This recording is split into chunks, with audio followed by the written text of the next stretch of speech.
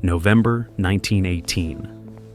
World War I had finally ended. The streets of European and American cities were filled with jubilant crowds. Soldiers were returning home as heroes. Humanity had survived the bloodiest war in history. But no one knew that the real killer was just beginning its work. People went to bed healthy and woke up with high fever. By noon, their skin turned blue. By evening, they were choking on their own blood. Doctors stood helpless at the bedsides of the dying. All their knowledge, all of 20th century modern medicine, could do nothing. Over 3 years, the Spanish flu killed between 50 and 100 million people worldwide. More than 4 years of World War. 1/3 of the planet's population was infected. This is a story about how humanity faced an invisible enemy in an era when we already considered ourselves civilized. And lost. First question, why Spanish flu if it didn't start in Spain? The answer lies in the darkest aspect of this pandemic, government censorship. Spring 1918. World War I was in full swing. France, Germany, Great Britain, the United States, all warring countries imposed strict military censorship. Any information that could undermine troop morale or sow panic among the population was ruthlessly suppressed.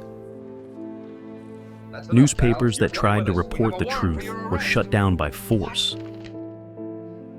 In the United States, they used espionage and sedition laws.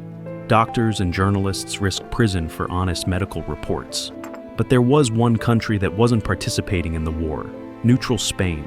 Spanish newspapers freely published reports about the strange, deadly epidemic. Even the King of Spain, Alfonso XIII, fell seriously ill, and everyone wrote about it.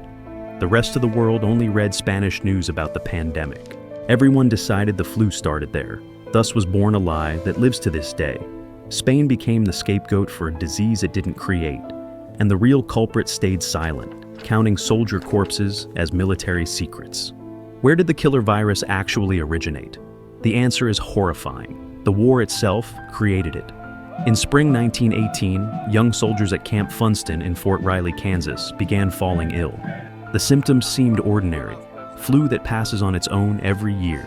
Within a few weeks, the soldiers recovered. No one paid it any mind. These soldiers boarded ships and sailed to France.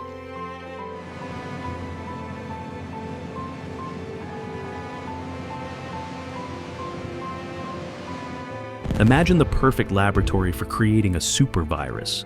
Millions of men from 5 continents crowded together in tight trenches and barracks.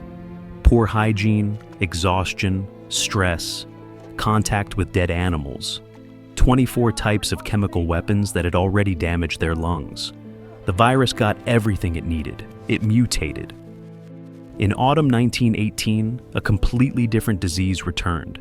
This was no longer ordinary flu. A young soldier would enter the medical tent with a mild fever. 2 hours later, his skin would turn blue, then purple, then black. His lungs would fill with blood and fluid. Blood would gush from his nose and ears. The person would suffocate, drowning from within. Some died within hours of the first symptoms. Doctors had never seen anything like it. The pandemic came in 3 waves. First wave, spring 1918. Relatively mild, people recovered. The world didn't notice the danger. Second wave, autumn 1918, true apocalypse.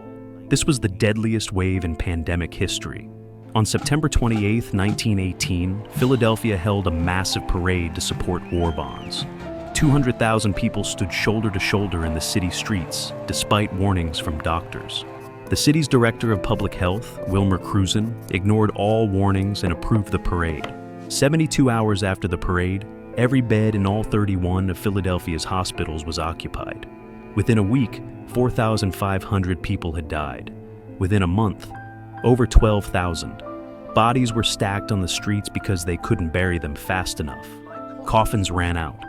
Corpses lay for days. No one dared touch them. November 1918. The flu reached the most remote corners of the planet. In the tiny Inuit village of Brevig Mission, Alaska, 80 people lived. The virus reached them by dog sled or mail. In 5 days, from November 15 to 20, 72 out of 80 people died. 90% of the village's population dead in 5 days. Only 8 children and teenagers survived. Orphans in an empty, snow-covered village, surrounded by dead bodies. Third wave, winter 1918 to 1919, less deadly, but still killing thousands. When the pandemic finally subsided in spring 1919, the world had lost up to 100 million people. In this hell, there were true heroes. Nurses worked 18-hour days, or until they collapsed from exhaustion. The head nurse at Philadelphia Hospital, Lillian Clayton, worked 48-hour shifts. She offered first-year nursing students the chance to go home, saving them from almost certain death. Every single one stayed. 6 of them died from the flu. Nurses became the only ones who truly helped the sick. Doctors admitted their helplessness. They couldn't offer any treatment. Nurses stayed beside them, gave water, changed sheets, held the hands of the dying. Before the epidemic, a nurse was considered merely an assistant executing a doctor's orders. After the Spanish flu, everyone understood. Nurses have their own unique, irreplaceable role. But there were other people too. In October 1918, San Francisco became the first city to mandate that everyone wear masks, 4-layer gauze bandages. The city was called the Masked City. Many refused. They said the government was violating their civil liberties. Some men considered masks feminine and refused to wear them on principle. On the first day, 110 people were arrested. Most had masks hanging around their necks. It was simply inconvenient for them. When the epidemic subsided in November 1918, the city celebrated liberation from masks. The streets were littered with discarded gauze. A month later, the flu returned. Authorities reinstated the mask mandate. This time, people truly rebelled. They created the Anti-Mask League, an organization demanding the resignation of the health director. Later, historians discovered the league was led by politicians using the pandemic for their own purposes. Sound familiar? When the dust settled, the world was different.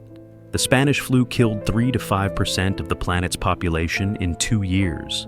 That was more than died in 4 years of World War I. Entire villages and cities were depopulated, thousands of children were orphaned, the economy collapsed.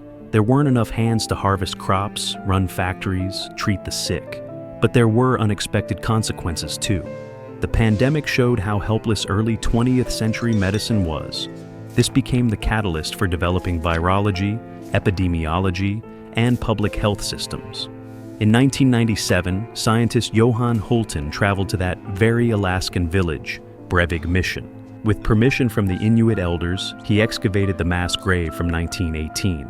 At a depth of 7 feet, he found the perfectly preserved body of a woman in the permafrost. From her lungs, scientists extracted a living sample of the Spanish flu virus. For the first time in history, humanity was able to study the killer virus, understand how it worked, why it was so deadly. This knowledge helped create antiviral drugs and vaccines that are still used today. 72 people from one small village died, so that 80 years later, they could save millions. The Spanish flu wasn't the first pandemic in history, and it wasn't the last, but it was the first pandemic of the modern world, a world with newspapers, telegraphs, global trade, scientific medicine, a world that considered itself civilized and protected from medieval horrors. More than 100 years have passed, and when the world faced a new pandemic in 2020, we saw the same things. History doesn't repeat itself, but it rhymes pretty damn well.